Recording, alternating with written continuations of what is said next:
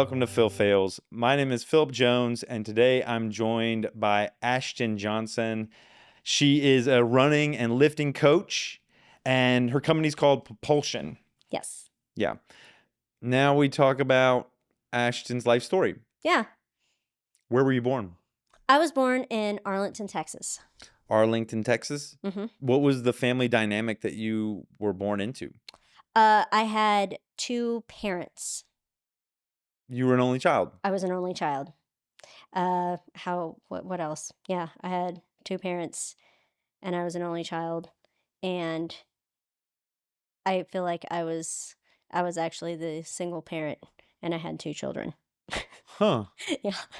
My parents were very underdeveloped. How?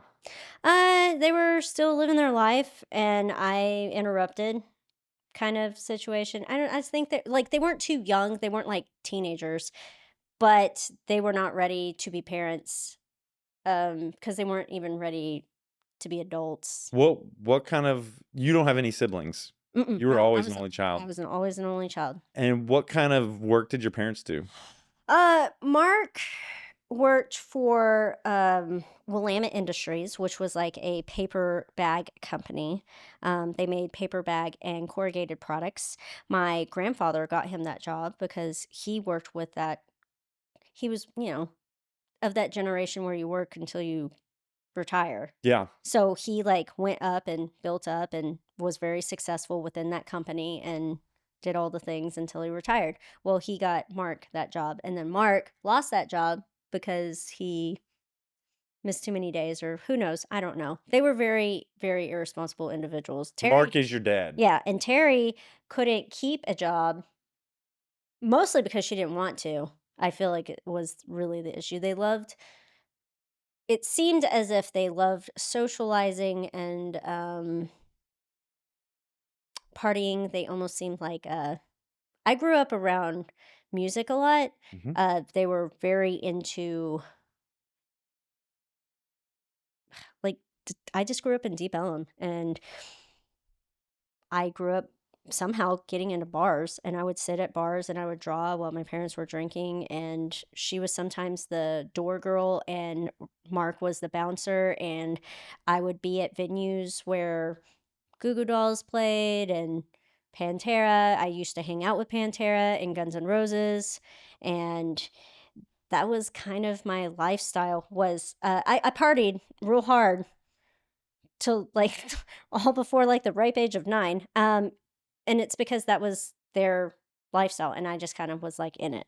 Your folks, you were going to rock concerts and meeting Hmm.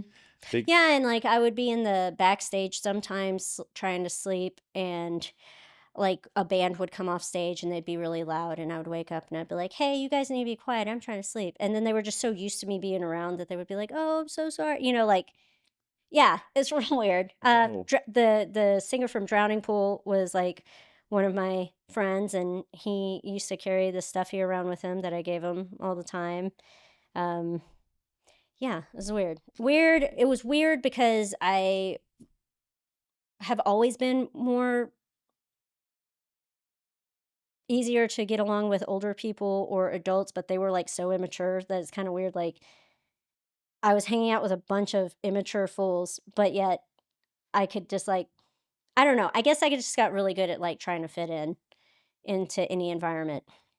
And then as I started getting older and recognizing, you know, things were not the same, that's when I started having like really bad anxiety and stuff, and I would have panic attacks. But That when you realized that other people weren't raised the way you were raised? yeah, yeah, like and then so I would try to like mimic like my neighbors had like a nap time, and so I gave myself a nap time. If I felt like I did something bad, I would make myself go to my room and think about it.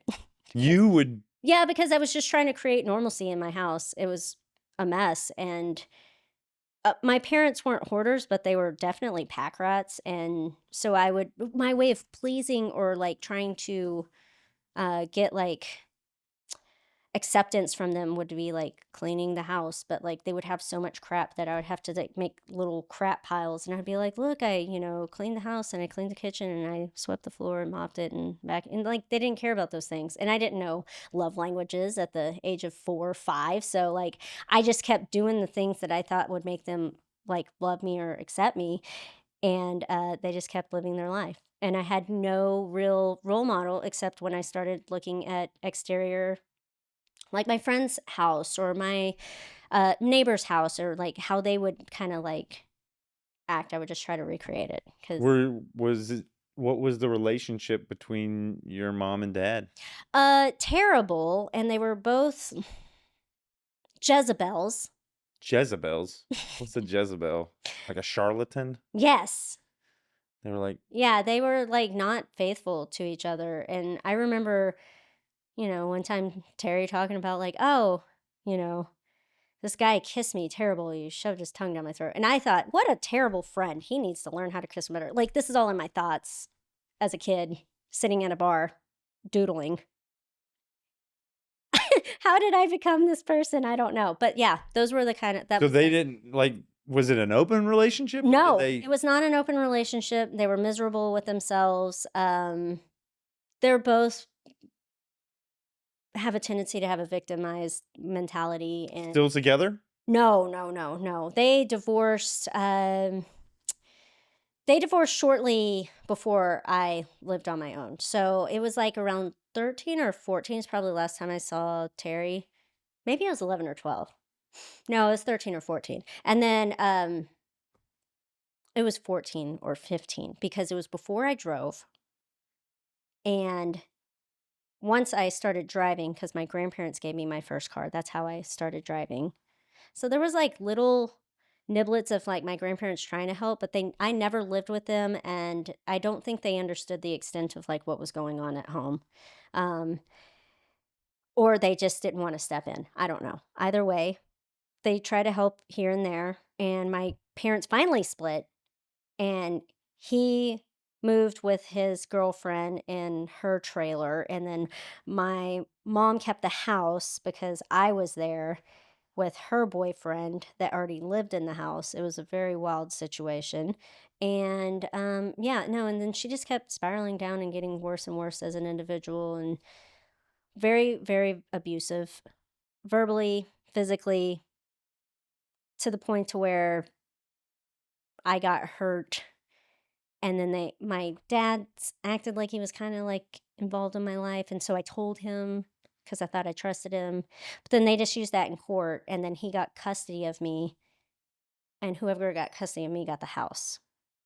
So really, it was just his wife now wanted a house, and Sounds like a yeah, it was hard like upbringing. it was a wild.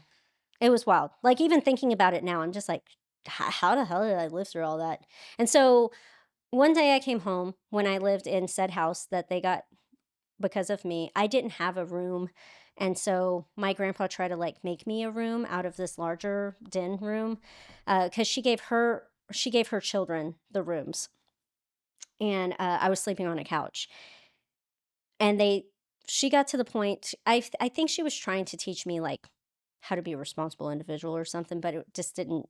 I don't know. It was a really weird situation. So his now wife was like charging me to do my laundry per 30-minute shower, to use a box fan, and I had to buy my own toiletries and stuff. And so I was working, and I came home, and she was mad at me over something. I'm not even sure what. I can't remember. Probably best, but she destroyed my room. And I just decided like I can't do this anymore. And so I took a few clothes, all my money, and then I had a car, so I left. And then I started living with one of my coworkers and his girlfriend, and like that's kind of how I ended up on my own. And This was at what age? I was 16. Yeah. And then like everything's unstable and crazy, and his girlfriend wanted me to pay half rent instead of a third rent, and I was like, I'm not paying for you. So they kicked me out, and I'm 16, so I can't get an apartment. So I was just kind of at the like mercy of anybody that was going to be kind. A lot of people didn't want me to stay with them because they didn't want to get involved in it until I was after 18. They said, well, you can stay here, but I'm going to call CPS. And I was like, I don't want to make this an issue. So I'd sleep in parks a lot. And You were homeless? yeah, For how long? just like off and on. So I wouldn't even say like off and on for maybe like a year. From 16 to 17? Well, when you put it like that, maybe, yeah, like, cause I had like bits and places. Every once in a while, I would have somewhere to stay, and it would be like, yay, I have somewhere to stay for like 3 months. And then I wouldn't have anywhere to stay again. My daughter's 16. Yeah. I can't imagine her Yeah. being out in the world, Yeah. left to her own devices. Yeah. No, so I would stay in like uh, neighborhoods that were being developed because some of the houses were built and then others weren't. And so I felt like I was like close to people, but not too close. But I didn't look conspicuous for having a car parked there because there's workers. Mm. They have different cars. I don't know. That So was my you logic. live in these houses that were near No, I would complete? just stay in my car. You would Yeah. stay in your car. Yeah, I had a hatchback, and so I would sleep with my head towards the hatchback and then my feet out. So, like, if you looked in, maybe it wouldn't look like a human. Eh, What was that time in your life like? Like, what was your I don't really know, other than I was in high school and I was scared a lot and I was just trying to go through things, and I didn't ever act like anything was going on to the point to where, like, my principal had to, like, call Mark and see if I lived there or not, and he was like, "No, she hasn't lived here for." So you were still going to school? Mhm. Yeah, I was still going to school and I was still working, I just didn't have a place to go home. Because that's what you do, right? That's all I knew. It's heartbreaking, And actually. I, like, would, like, I was tired because I would try to work longer and my job would let me, and so I would get home at, like, 1 or 2 in the morning because I was working at Fridays, TGI Fridays. Mhm. I worked there with flare and without flare. And the transition in between, it's funny. Yeah. Anyway, but yeah, that's where I worked, and they have a bar, so, like, they let me kinda, like, card people for a little bit longer so that I can make a little more money, and, which would make me tired, and then school starts at, like, 7 or something, so I'd be late every day, and so I technically failed my first class and didn't get to walk because I had 27 absences because I was over 20 minutes late, and my teacher never asked me what was going on or anything. But I had a 97 in a class, so I was no dummy pants. I don't know. So my principal was, on to me because of my absences. And then he asked me what was going on, and I wouldn't tell him for a long time. And then finally, eventually, I told him. Then he asked Mark. Then he knew I wasn't lying. Then he felt really bad. So he tried to help me make up time for the absences. He got me my cap and gown.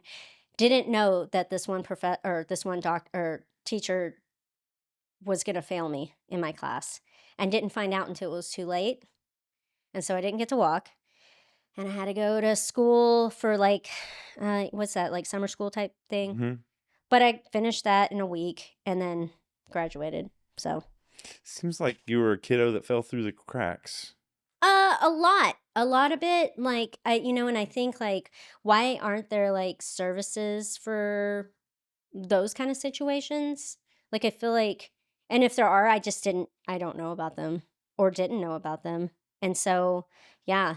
And then I went to cosmetology school afterwards, and my grandparents kind of helped me through that, like registration and all of that, and they were kind enough to like pay for me to go to school, and then I just worked. I worked at Fridays. I worked at Victoria's Secret, and I went to school and finished cosmetology school, and then started working in salon and day spas. From by the time you were Took like, I mean, I think it's like 2 years. 18? Yeah. Yeah. And then from 18 to 19, I was just hustling hair. I would work at work, and then I would work before work or after work. Sometimes I would do hair at like midnight. Um, I've cut hair at Sonic, I've cut hair at a mall. I just would do it anywhere and would do anything to try to make any dollar I could because I just never knew when I wasn't going to have enough money. And I was staying at my friend's parents' house for the last bit of my cosmetology school because I was just over 18 and they let me stay there until I graduated, which was in the summer of whenever.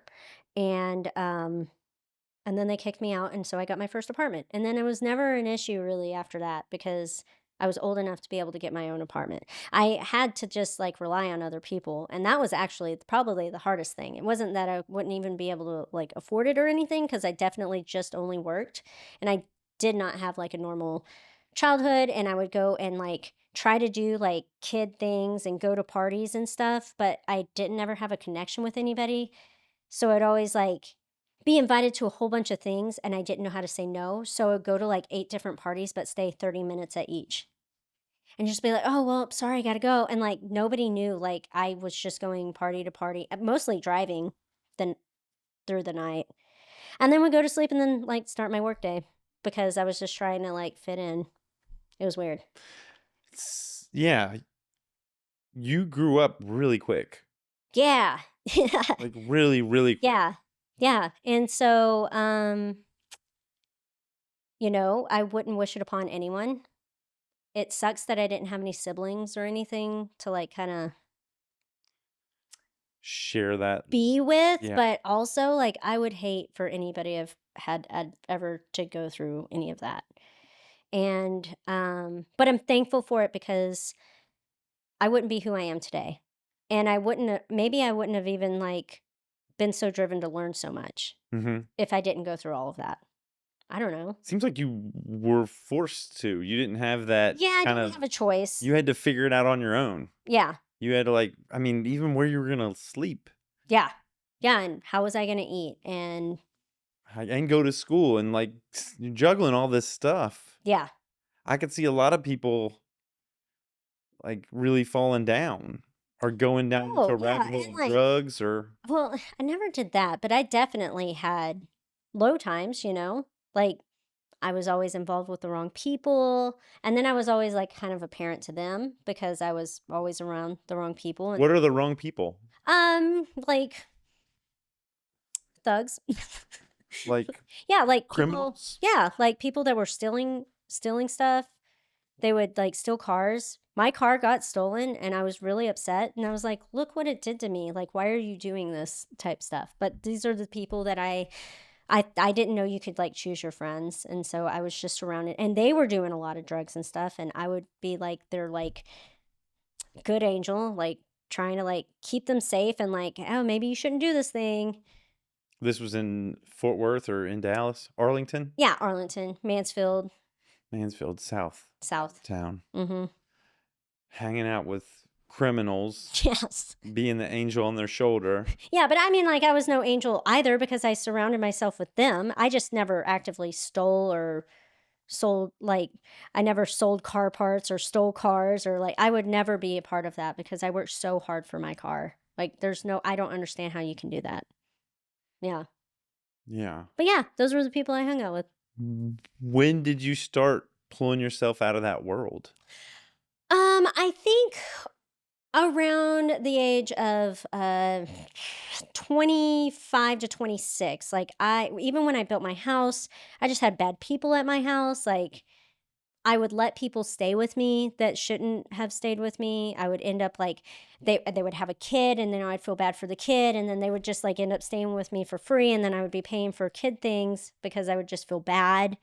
It was just terrible. It was just a bad situation. But um I would stay I had my house and then I was with this guy for like 6 years and eventually he ended up cheating on me and getting someone pregnant. And so we ended up breaking up, which was like a blessing in disguise. I was miserable. I needed out. He was toxic. He was terrible. He did not treat me right. There was nothing beautiful about him, but I didn't.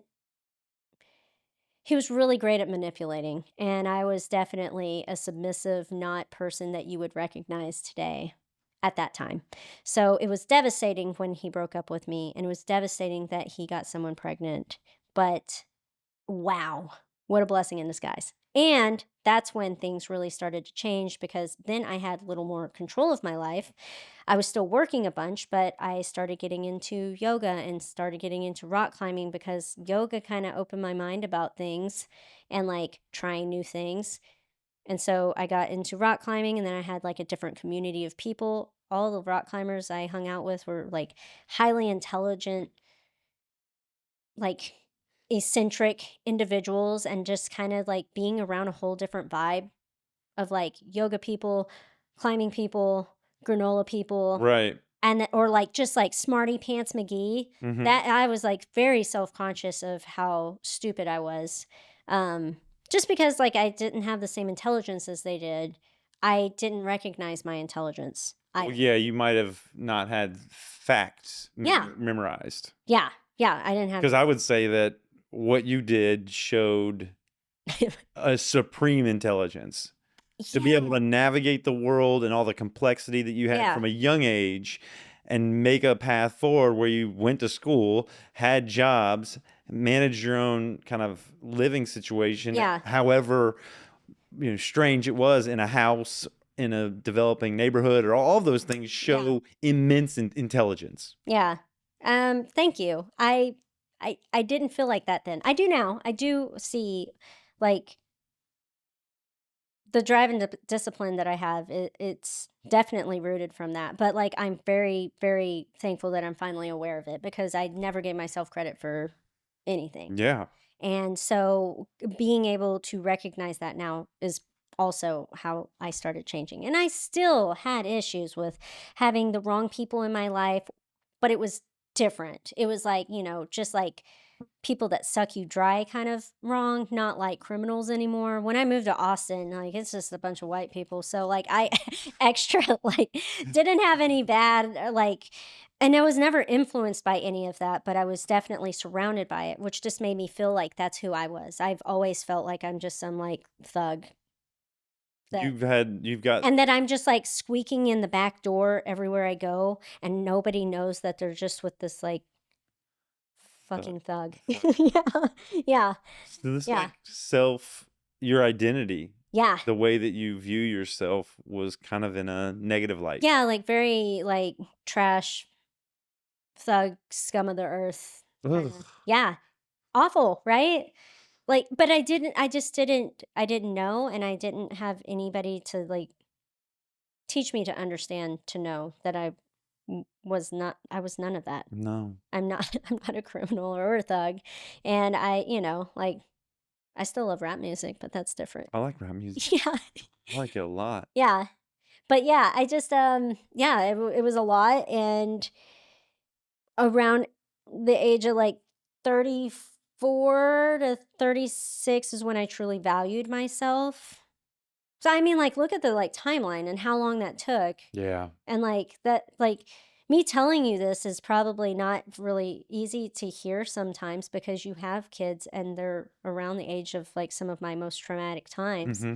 But look at how much things changed and how long it took, Yeah. Like It takes a long look at time. who I am now. You know me for who I am now. You Yeah, only know me that's right. for who I am now. And so to hear these things or maybe even be crazy to you, but like look at the potential that anybody could have. And just because you're 40 or 50 doesn't mean that you don't have room to change or time Right. to change.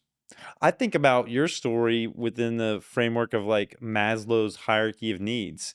A lot of folks, at least middle class, upper middle class people, they start out on the second level Yeah. because they have food, water, shelter, Yeah. all that stuff taken care of by their parents. Yeah. So they can start with this next level of, I don't know what's in the second rung, but whether it's developing trust or self identity or all these Yes. things that kind of push you towards self-realization. Yes. Yeah. And you were starting from ground zero with what sounded like not a lot of help. You Yeah. were figuring out food, water, and shelter. Yes. Well, and there were many times where we didn't have electric or water because they didn't pay the bill or they couldn't pay the bill. Yeah. And, I got really great at answering the phone and sounding like a very professional secretary. And they would dote on that. Like, and so that was like my level of acceptance, is that I knew how to be proper enough on the phone that I could, whoever was on the other side of the phone didn't know who they were talking to. Yeah. They didn't know I was 6. Oh my Yeah. God. And so by 34, around 34 is when you woke up and realized you had agency, realized Yeah. that you had some say in who you were, Yeah. how you showed up in the world. Yeah. Yeah. And like, I came from small town. It was next to big cities, but I Mhm. was from a smaller town. Arlington is not big, but Mansfield was where I went to high school and grew up. Mhm. And it was not big. And I, there was golf course people and then there were rodeo people. And both of those are just two different flavors of rich. And then there was like my neighborhood that somehow kind of like was just kind of nestled into there, and it was different. And so um recognizing and seeing everybody's like different walks of life kind of was helpful for me, because I was like, okay, this is not normal over here. They don't have to know that, but I can just try to act like that's normal, and then maybe I'll fit in. I was all about like trying to like Fit in. blend in, Like, not even like fit in, like be popular or cool, just blend right in. I am a chair, yeah, yeah. because I'm that's he- safer than being the center of attention. Yeah, because then you might know things about me. still always kind of there, fitting in, but Yeah, not shining, yeah, yeah. It's kind of, squeaking through. yep, Wow. yeah, crazy, right? W- And then 34 comes around and you're having an awakening. Yeah, I started school and realized that I'm not dumb, and I'm not sure how half of the population got to school. How did what was the catalyst for that awakening? Uh, Going to in-person classes, and then like being around other walks of life that were completely different than my Austin bubble, because I'm around a bunch of like really, really, I would say like well off, or at least, middle class, well to do professionals that are like I know how to surround myself around the right people, but I didn't necessarily consider myself one of them, other than we're all human. Like I understand that. But these were like all different walks of life. Like there's, teen pregnancy chick, and then like a 6-year-old person that just wants to like further their education, and then like there's like all these different people, because it was Austin Community College. ACC. Yeah, and I was just like, wow.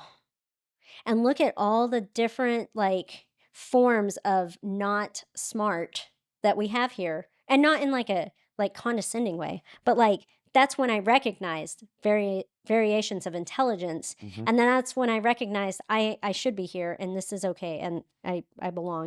And I still struggled a little bit with occupational therapy, because that was a private school and just the way they act, well, and it was a Catholic school, so I definitely didn't fit in. But you know um that's when I really started to realize that I do have value and I do have something to offer. And it wasn't because I was getting an education, because I already getting a lot of education. It was because I realized it doesn't matter what education you're getting, as long as you continue to keep learning and growing, that's really important. It doesn't matter what university you go to, just keep learning, you know? Yeah. I mean, yeah, there's something to be said about going to UT, whatever, but like there's also something to be said about continuing to keep learning. Lifelong learning. Yeah. I got a real is it Dorothy and the Three Bears? Is it Dorothy and the Three Bears? No, Goldilocks. Goldilocks. Yeah, I was like, who's Yeah, Dorothy? Dorothy's the one that goes Wizard of Oz. Yeah, Toto. Toto. I got a real Goldilocks vibe because when you were young, you surround yourself with kind of, eh, you said thugs, Yeah, criminals, yeah. folks that lived in an underworld where they were breaking the law in order to survive. And then you Went to swung, prison. went to prison. Yeah, So like, which isn't who you are. You weren't participating, but no, these were the people that you needed to survive because they yeah, were the ones that the universe provided for you. Yeah. And, we need community, we need society, we need to Yeah. socialize. That's really important. Yeah. We're social beings. Yes. And then you kind of have this opposite side. This is the hot and the cold. The other side was like folks that were, intellectuals or well-to-do, or people that had, all their stuff together with Yeah. their degrees and with their jobs, and kind of like, these academic, I Yeah. don't know, accolades or badges, whatever we're calling them. And those folks were kind of, we've swung the pendulum to the other place. They weren't breaking the law at all, but No. still, they're very different. Yeah, and they could not relate to anything, so I just never talked about anything Right. because it's like they'll never understand, and I don't need them to understand to have me exist, Yeah. so it's fine.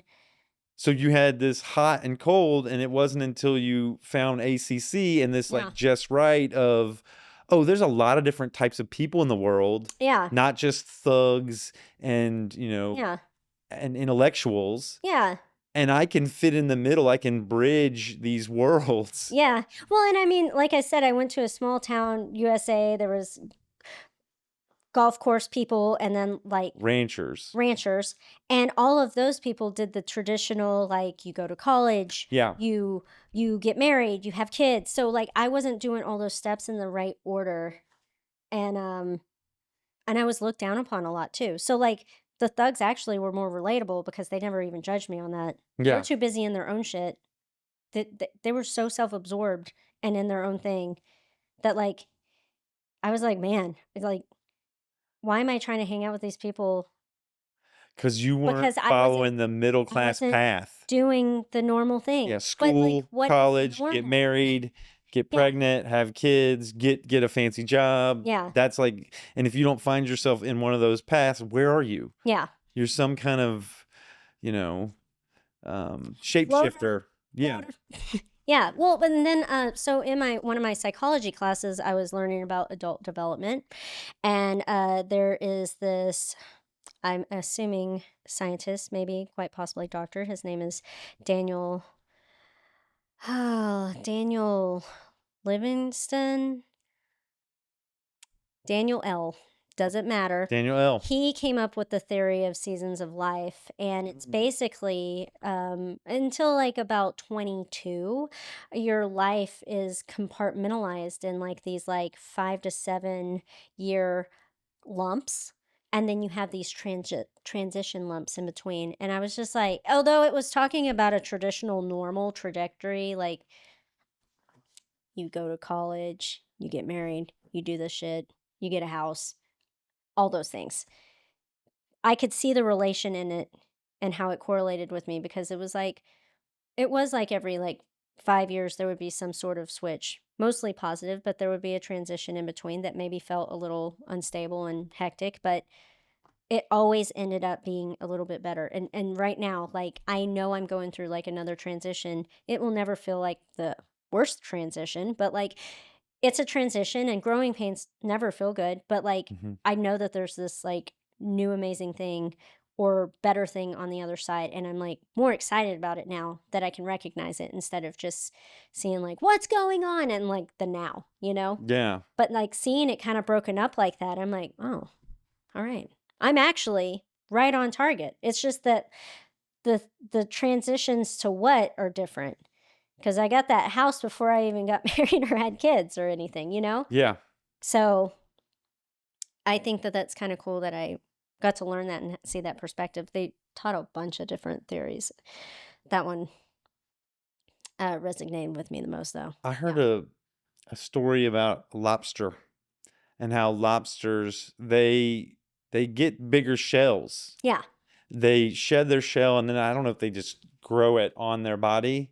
Is that emulsify or whatever? I think Emulsification? so, because they do molt them, Yeah, they like molt. birds molt their feathers, Hmm. and crabs. That's how you have a soft shell crab. Is it's in the middle In the period. middle period. Yeah, So what I've heard is they're growing inside of there. yeah, They're growing inside this hard shell. yeah. And it'll hurt because there's too much lobster For the for shell. there's like 5 pounds of lobster in a 4-pound shell. Yeah. And so they feel uncomfortable. They feel, you know, it's not cool for them. Yeah. And that's when they go hide and they shed that shell and then they grow a new one. I'm not a lobsterologist. So anybody out there that knows These I'm are wrong, all technical terms. this lobsterology is not my academic, Yeah. background. So if there are lobsterologists out there, put in the comments exactly how this goes down. But what I heard was they feel uncomfortable. Yeah. There's too much lobster in there. Yeah. And the shell's not going to move. It's not going to expand Yeah. to accommodate. Nope. So they got to go hide, get rid of that shell, and then do a new one. And I think about that within the context of development, Yeah. growing pains. Yeah. It's like I'm at a time to transition because I'm uncomfortable, I'm dissatisfied. That means it's time to make a move, Yes. time to grow, time to like find a new shell. And learn how to be okay with being uncomfortable, because a lot of people, the second they feel it, they retract. That's a missed opportunity. So they'll stop growing. Mm-hmm. They'll say, hey, I'm just going to keep, if my shell's 4 pounds, I'm just going to never get bigger than 4 pounds in Yep. here instead of Nope. And growing to 5 and then getting a Yep. 5-pound shell. Yep. Yeah. It's sad, but I think it's also like how our culture is now. Like everything is like instant gratification. Everything's like right now. Like think of Ozempic, like ugh, terrible. So terrible, and it's starting to be exposed of how much terrible, but it's just a quick answer for the people that aren't willing to feel a little discomfort. There's always been quick There's always answers. a There's quick always been fix. quick fixes. But the quick fixes come with a lot more cons. And the biggest thing is that you never address your actual issue. Yeah. Yeah. And it's the same with lifting. If you don't learn how to lift right, you're never addressing your actual issue. So you're always going to have that knee pain, or you're always going to have that back pain, or you're always going to feel a little like wonky in your elbow when you start doing pull ups, probably because you're doing too many right off the bat. We're talking about shortcuts. Yeah. We're talking about trying to not do it the right way, get the results Yeah. without, it matters how you get there. Yeah, it does. It'll show in your body. Yeah. It'll show in your mental health, all of that stuff. Everything. If you cut corners. Yeah. That's where discipline comes in. Yeah. And it shows like that's a personality trait right there. If you're cutting corners, there's Yeah. a typical personality that does that, like, and it's unfortunate because like if you never can overcome that, then you're never gonna fully ever get to be your best potential self. And Yeah. like who doesn't want to be like the best version of yourself? The best version Yeah. of yourself.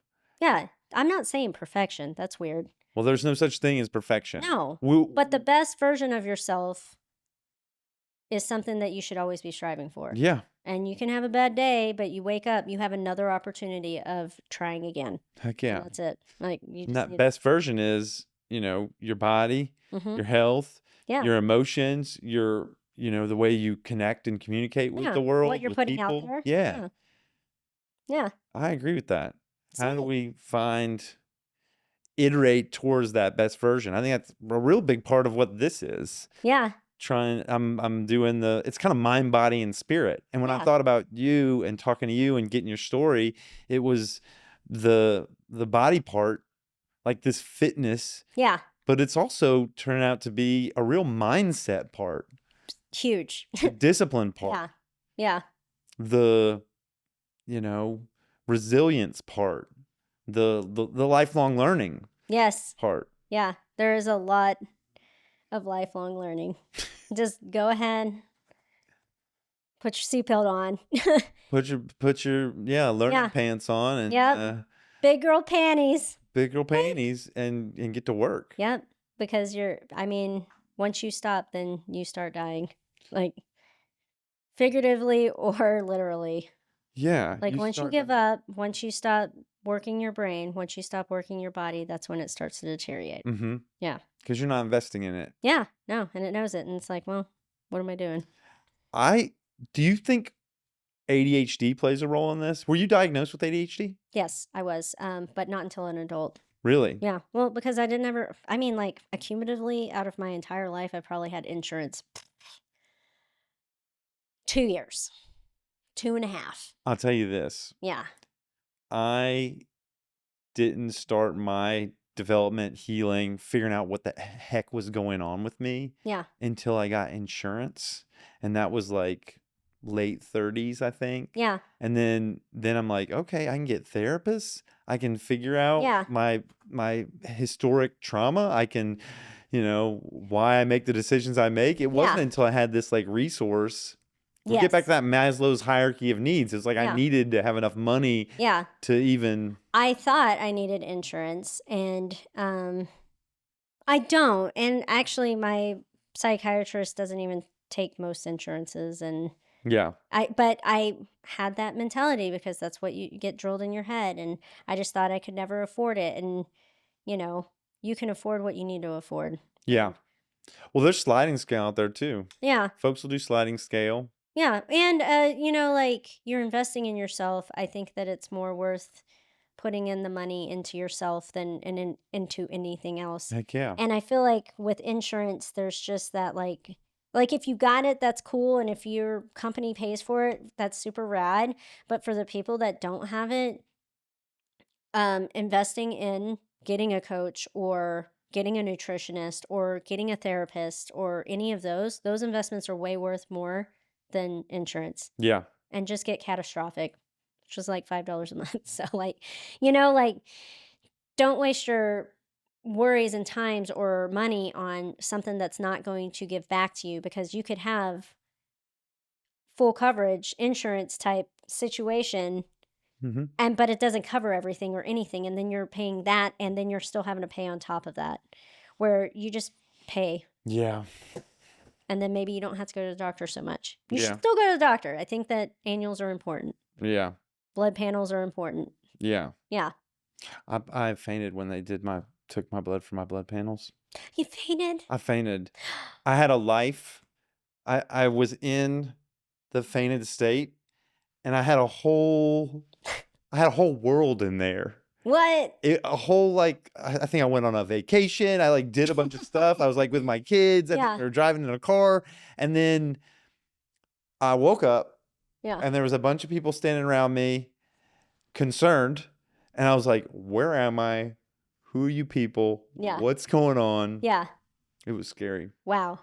I've never fainted from getting my blood taken, but I did get like a gnarly, like, golf ball size lump. Whoa. Yeah. Because somebody stuck me wrong. Oof. Do you want to know what the remedy is for feigning Phil? What? Peanut butter crackers. What? They Did gave they me just like, they gave me some peanut butter crackers. They said, "Go lie down, eat these peanut butter crackers."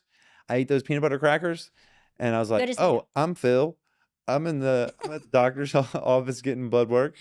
It's like those are Little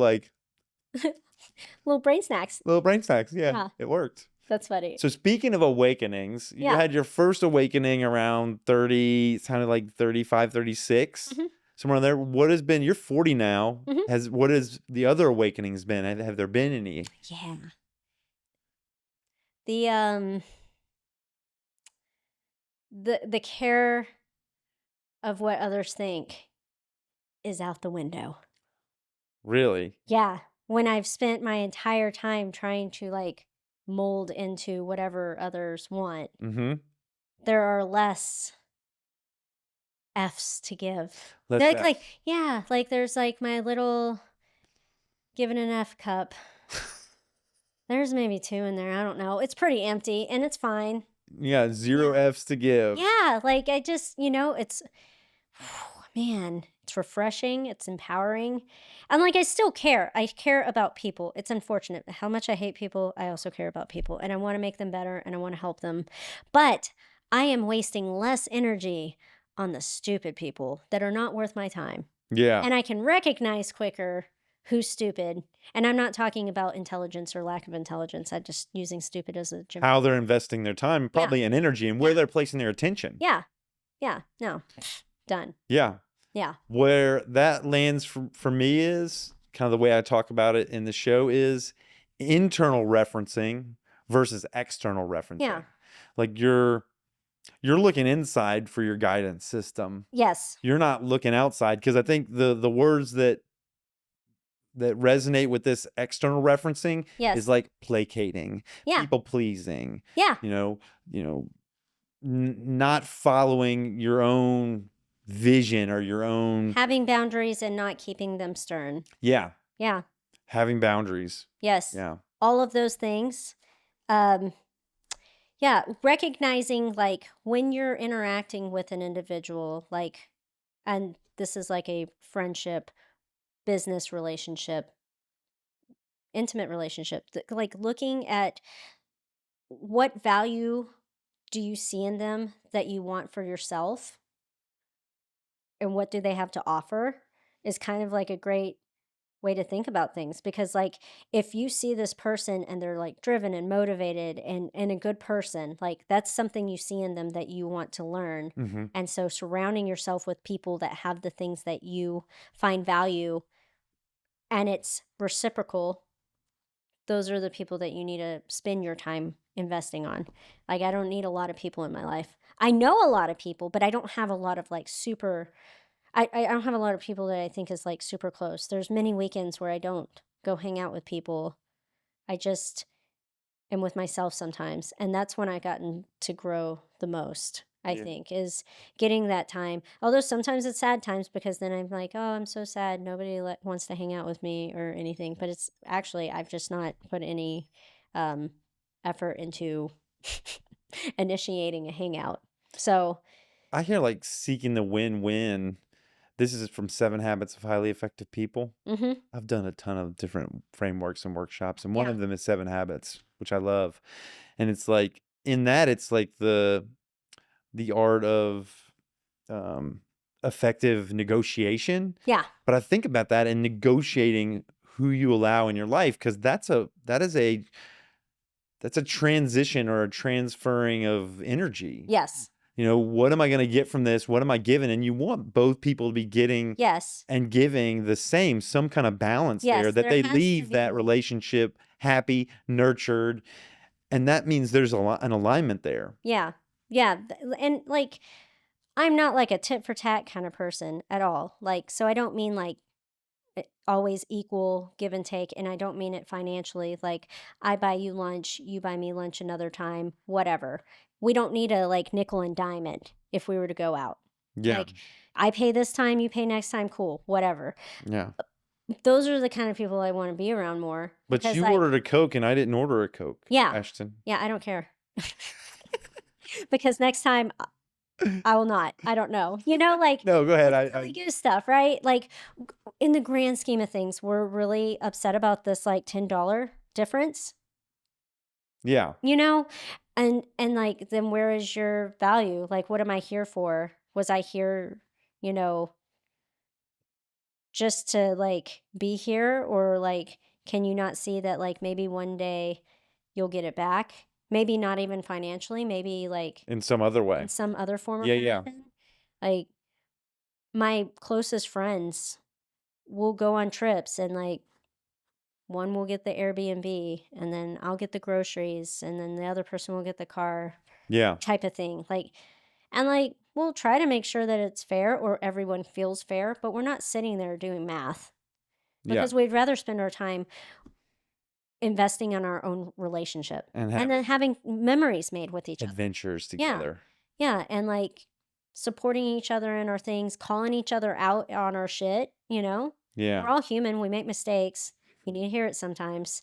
Like, that's the kind of value I'm looking in whenever I have people in my life. And it's left me with a lot more free time. Let's get that straight. I don't have a lot, but the time that I do have, I can use it however I want, and I can use it to reflect on other things and kind of get clarity, or just, I don't know, reset. Because I used to never give myself time to reset. Self-care. Yeah, just drag myself out. So it really is awesome that like somebody can invite me to a wedding shower and then like I can say no. instead of like trying to strain myself to Always go saying to yes. this wedding shower I don't want to go to, and then why? Yeah. Here's your gift. I know that's all that matters. Mhm. Like, please, please just take it. Yeah. Tell me about propulsion a little bit. How old is this company that Oh you're man. running? You're So the CEO? so I never named it until maybe like 2016. Um yeah, I would say around 2016. Mhm. Maybe 2015, 2016. I didn't name it. It was just group training and group running. So just lifting and running in a group setting. And then I've always liked doing one on ones, but I told myself I didn't for a long time because I had other coaches that were like, oh, that's dumb and that's not a good way of making money. And well, it's dumb and not a good way of making money for them. But I also do like developing relationships as much as I just said, like, I have no F's to give. But Yeah. like, the relationships I develop are very important to me. So I want to give 120%. And I just don't feel like you can get that kind of like In the group intimacy in a group setting. Yeah. Like at Crux, it's different because I have so much control of the group. Like I'm never going to have 20 people there or 30 people there because I have it capped at 10. And I like that. And it's more of an instructional class anyway, so it's a little different. But with propulsion, it But started with out as group, and then you've transitioned that to Yes. be more about So I one-on-one? still have my group that come on Monday, Wednesday, and Friday, and then that my group runs are Tuesday, Thursday, Saturday. Um, but I started adding or incorporating one-on-ones. I do them virtually. I do them online. Like online meaning like I send you programming and we can meet once a month, or I send you programming and we meet no times. Yeah. And then virtual being we meet one on one, but it's Zoom or Google Meet Yeah. or in person. And I kind of like that diversity. I would hate if all of them were in person, and I would hate if all of them were online. Yeah. But it's nice to kind of have that like trade off. And it's nice that some of my people I see biweekly or once a month. Mhm. Um, it just gives a little bit more diversity instead of like every day is like I'm a robot, because it can kind of feel like that sometimes. Some room for spontaneity. Yeah. Yeah. Yeah. And so that's how it is structured now. And I like it. And I mostly focus, I do not try to grow my group at all. I just mostly focus on individual running training and individual lifting training. Mm. Um, it's because I just feel like that's where my heart's at. Yeah. I have been very successful with it, and I really enjoy it. I like my group. I love them. They're like family, but that's like different and special, and that's why I don't want to like change it. Yeah. Yeah, or add. There's something about the running and lifting groups that nourishes you. Yeah, a little bit because they feel more like family. They've been around for forever. Community, Yeah, socializing. yeah. Sometimes they make me want to rip my hair out, but like it's like a loving way, you know. Yeah. What are the goals of the folks that you come into contact with? Oh, so it is like a wide range. We've got little broken individuals that have either had an injury or some sort of event, like they got in a car accident, and then like we're just trying to like put Humpty Dumpty back So together. PTOT comes in. Yes. And then I have people with like chronic disease or just finding out that they got chronic disease. I have couch potatoes that want to like, it's just like something hit them in the head and they realize that they want a change, and Mhm. they realized everything else that they tried hasn't. And so those are like really fun for me. All of those are fun in different ways. They're all just like cute little puzzles that make my head want to explode, but like in a good way. Yeah. Yeah, I love trying to figure it out. And then I have endurance athletes, which are probably the hardest people to train because they already have what they perceive in their mind, what they want or need. They're rigid. They're very type A. They don't have that Very open No, mindset. they're super rigid. Yeah. And until they get injured, do they ever have like any sort of twinkle of open mindedness? And they're really not even open mind then until they get like a squeak of relief, and then all of a sudden their mind closes again. It was like, well, Mhm. that was your time.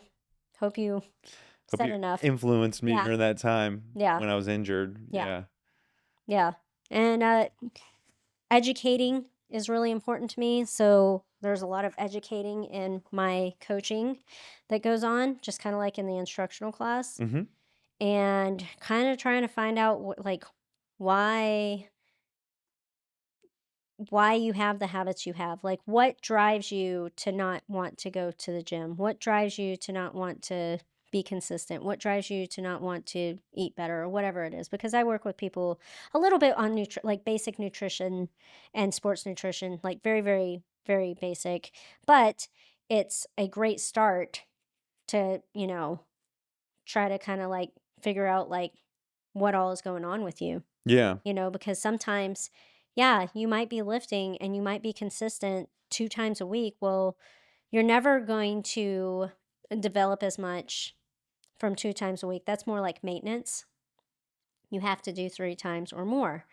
Um, and then you have the other people that want to overtrain. So, like, kind of trying to find their dynamic and what's wrong with them, and then, like, how to, like, convince them to shift this way or that way. Can you tell me where I'm at? You're way more open minded than when I first met you. No, but yeah, And I totally. think that you are like tapping into that next chapter because you're starting to recognize and understand and not have to think so much when you're in your movements. Yeah. Um, that But I'm just going to give you more things to look at and yeah. focus on. But from like the investment of time that I'm doing now. So from when I started, I started out, I was 205 pounds, I don't know how tall you are. 6 foot. That can be a lot.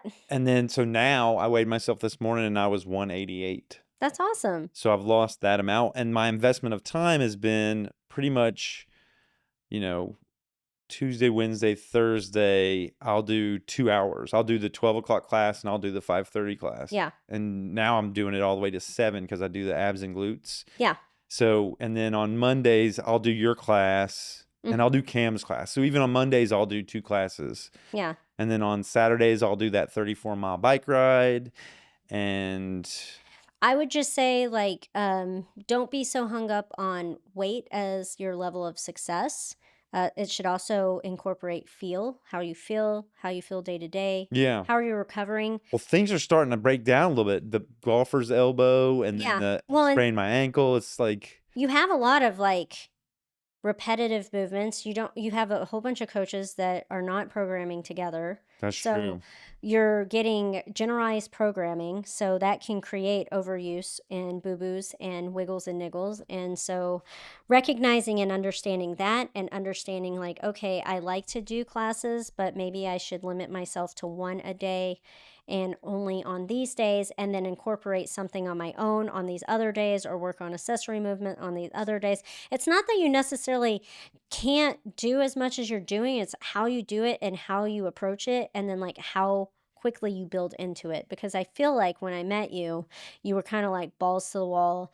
You went from nothing to a lot Mm-hmm. because you were trying to work through a lot of things mentally. Yeah. And that, like, we all have our time where we have some nervous movement, and that's okay. Yeah. But now you're in a different state, so I feel like you should really focus on like generating a plan that's going to be more optimal for you instead of just mindless movement, you Mhm. know? Having a more Because you're tailored moving with tailored plan. intention when you're moving with me, but you're not moving with intention with your entire week. And then that compiles week to week. Yeah. Then you've got month to month. And then eventually the bobby pin snaps. Yeah. So again, I'm not saying you can't ever not do 2-a-days 4 or 5 days a week. I'm just saying maybe back it off a little bit, recognize where your priorities are, and focus on that. Like, are you doing this just to lose weight? Are you doing this to get stronger? Are you doing this to be healthier?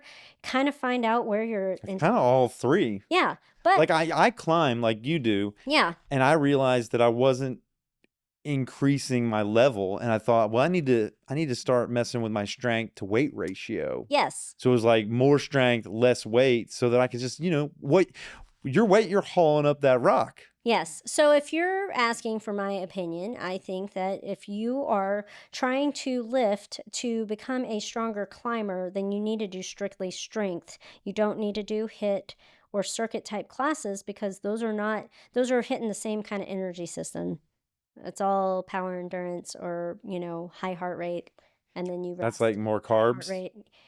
It's more cardio Oh yeah, style. cardio. Yeah, right, Yeah. right. Well, and you will need more carbs for that. I do. But that's that's what I'm talking about with intention, you know? Yeah, And like understanding and learning, but you have to be educated to understand and learn.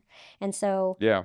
you are doing your best in what you think is what's best for you, but maybe it's not necessarily best for you. Part And of it you is do a it. social part, though. I think Yes. part of it for me is like I see these same people every Yeah. day. In the different classes, I see different people, and Yes. this is my life is making this show, at least since I've been laid off, and it can be a little isolating.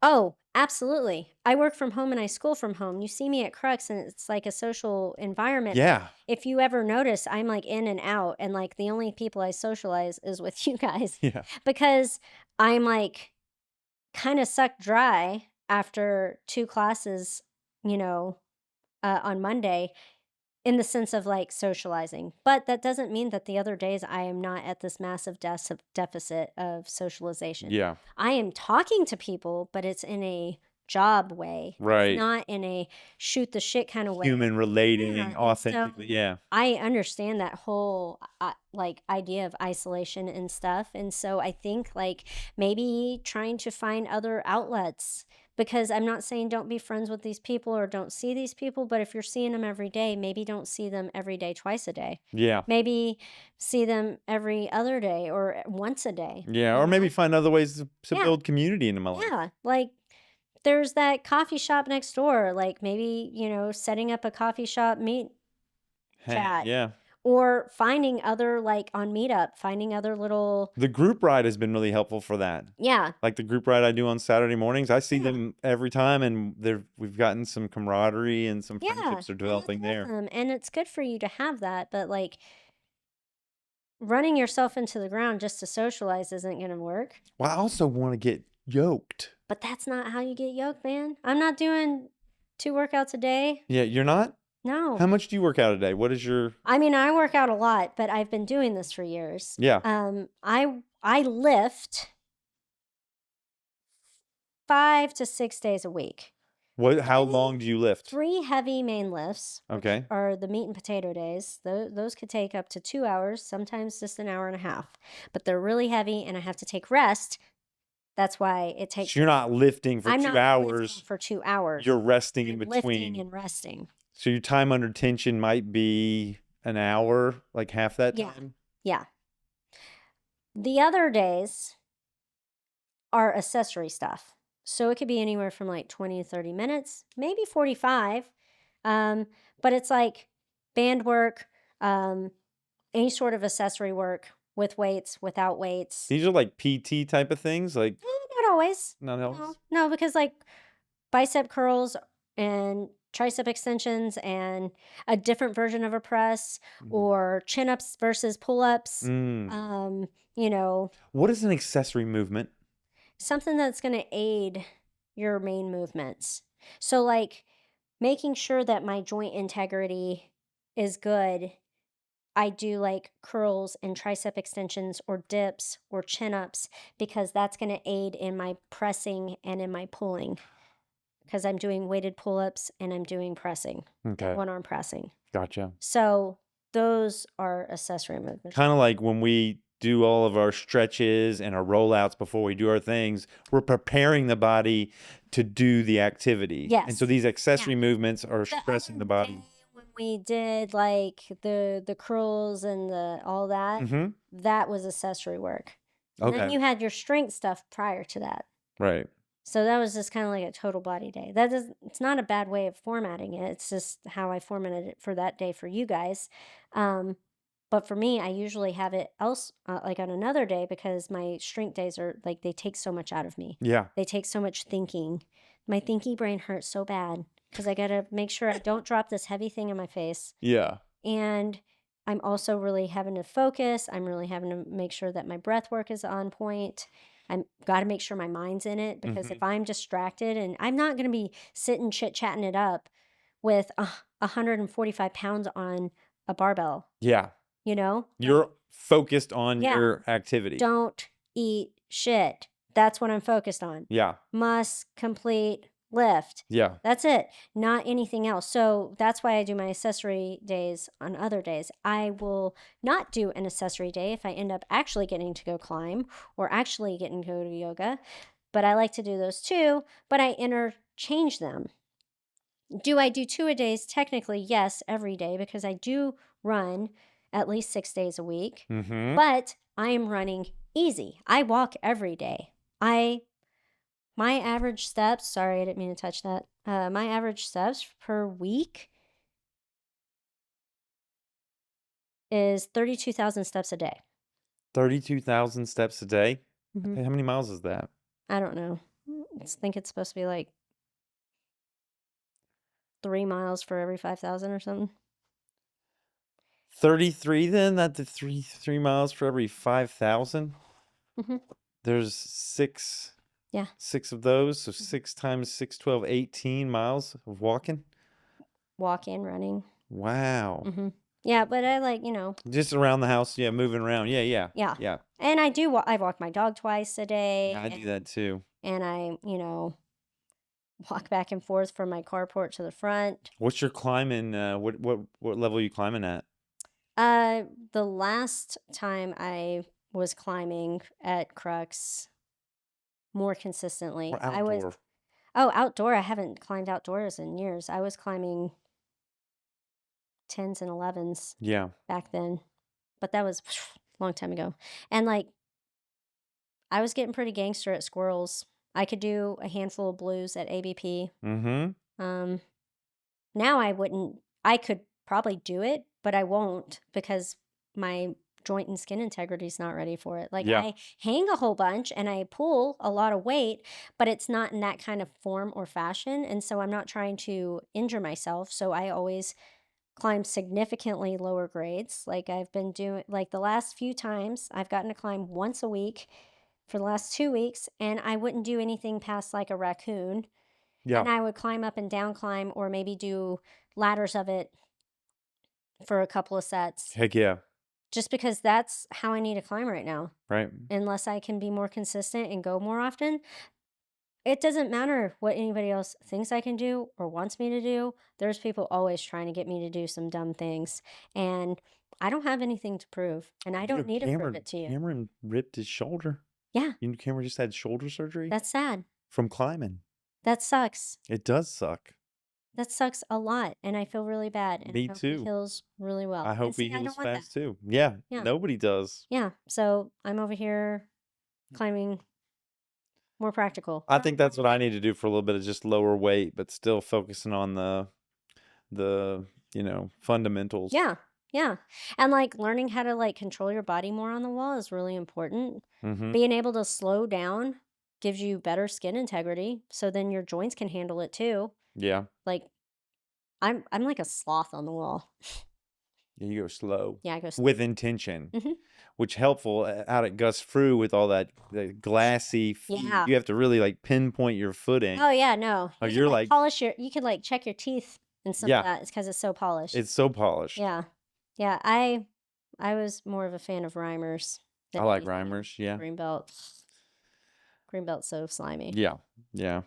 Well, we're getting towards the end. You've Yay. been very gracious with your time. Thank you. Is there anything you want to tell folks about fitness or lifelong learning before we wrap up? I feel like we went over a lot. Yeah, we did. Yeah. Yeah. This is Phil Phails, and you've been hanging out with Ashtyn Johnson. Her company's called Propulsion. Propulsion. Propulsion. Thank you. And she's a lifting and running coach, and also kind of a mindset expert, a lifelong learner. And I've learned a lot sitting with you about your life story and Yeah. just kind of the way that you approach Yeah. all of this stuff. Why I approach it the way I do. Yeah. 'Cause I feel like a lot of people at Crux don't understand. But A lot of they people in gotta- the world don't understand, Yeah. probably. No, they don't. No, I coach very different. Yeah. Yeah. So, listen to this. Watch it again. There's a lot Yeah. here to learn. Yay. Yeah. You want to wave bye to everybody? Bye. Later, y'all.